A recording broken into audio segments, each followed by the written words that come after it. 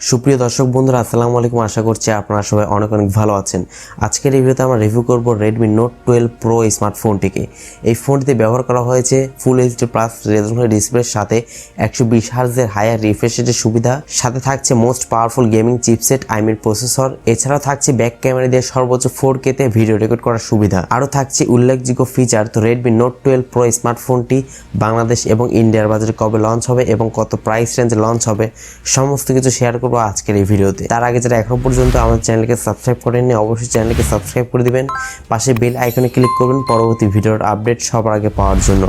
চলুন তাহলে শুরু করি আমাদের আজকের ভিডিও। দর্শক বন্ধুরা, অ্যাট ফার্স্ট যদি আমরা স্মার্টফোনের ডিজাইন এবং লুকস নিয়ে যদি কথা বলি তাহলে ফোনটি ব্যাক সাইডে কিন্তু একদম দেখতে কিন্তু রিয়েলমির ফোনগুলোর মতো কিন্তু মনে হচ্ছে।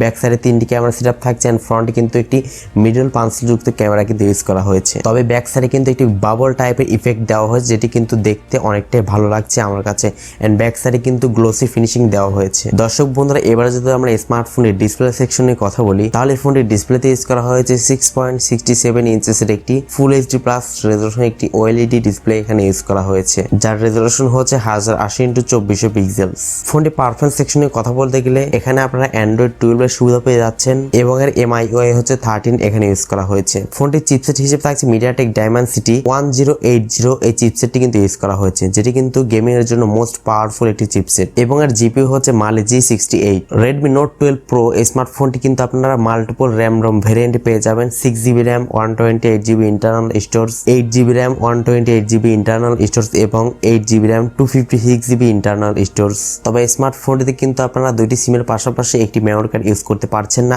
ডেডিকেটেড কোনো স্লট থাকছে না মেমোরি কার্ড ইউজের জন্য। দর্শক বন্ধুরা, এবার যদি আমরা স্মার্টফোনটি ক্যামেরা সেকশনে কথা বলি তাহলে এই ফোনটি ব্যাক সাইডে থাকছে 3টি camera setup. Main camera 50 megapixel, second ক্যামেরাটি 8 মেগাপিক্সেল আলট্রা ওয়াইড সেন্সর এবং থার্ড ক্যামেরাটি হচ্ছে 2 মেগাপিক্সেল ম্যাক্রো ক্যামেরা ইউজ করা হয়েছে। এবং স্মার্টফোনটি ফ্রন্ট থাকছে 16 মেগাপিক্সেল একটি ক্যামেরা। ফোনটি ব্যাক ক্যামেরা দিয়ে আপনারা সর্বোচ্চ 4K তে 30 fps এ ভিডিও শুট করতে পারবেন এবং ফ্রন্ট ক্যামেরা দিয়ে আপনারা সর্বোচ্চ 1080 পিক্সেলে 30 fps এ ভিডিও শুট করতে পারবেন। এছাড়া ফোনটিতে অ্যাজ ইউজুয়াল যে সমস্ত বিষয়গুলো যেমন loud speaker, 3.5mm headphone jack, USB type C পোর্টের সুবিধা এবং এই ফোনটিতে কিন্তু আপনারা সিকিউরিটি হিসেবে আন্ডার ডিসপ্লে অপটিক্যাল ফিঙ্গারপ্রিন্ট স্ক্যানারের সুবিধা পেয়ে যাচ্ছেন। তবে স্মার্টফোনটি ফিঙ্গারপ্রিন্ট সেন্সরটি যথেষ্ট ফাস্ট অ্যান্ড অ্যাকুরেট বলে জানতে পেরেছি। ভিউয়ার্স, এবার যদি আমরা স্মার্টফোনের ব্যাটারি সেকশনে কথা বলি তাহলে এই ফোনটি ব্যাটারিতে ইউজ করা হয়েছে 5000 mAh massive battery setup with 67 watt fast charging support. এই ফোনটির চার্জারটি আপনি বক্সের সঙ্গে কিন্তু পেয়ে যাচ্ছেন। 5000 mAh ব্যাটারি দিয়ে কিন্তু আপনার মোটামুটি 2 দিনের মতো খুব ভালো মতো ইজিলি কিন্তু চার্জিং ব্যাকআপ পেয়ে যাবেন এই ফোনটি থেকে। আর এই ফোনটি বক্সে থাকা 67 ওয়াটের চার্জারটি দিয়ে আপনি মোটামুটি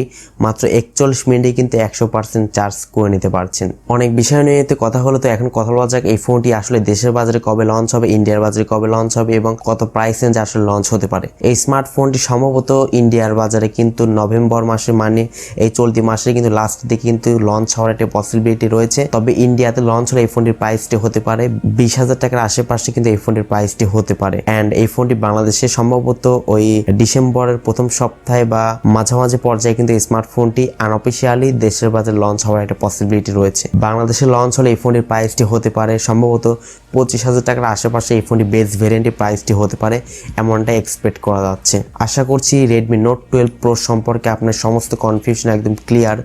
তো ভিডিও ভালো লাগলে অবশ্যই একটি লাইক দিবেন, কমেন্টস করবেন আর চ্যানেলটিতে নতুন দর্শক হয়ে থাকলে অবশ্যই সাবস্ক্রাইব করে আমাদের সাথেই থাকবেন। সো আজকের মতো এই পর্যন্ত, দেখা হচ্ছে নেক্সট ভিডিওতে। সে পর্যন্ত সবাই ভালো থাকবেন।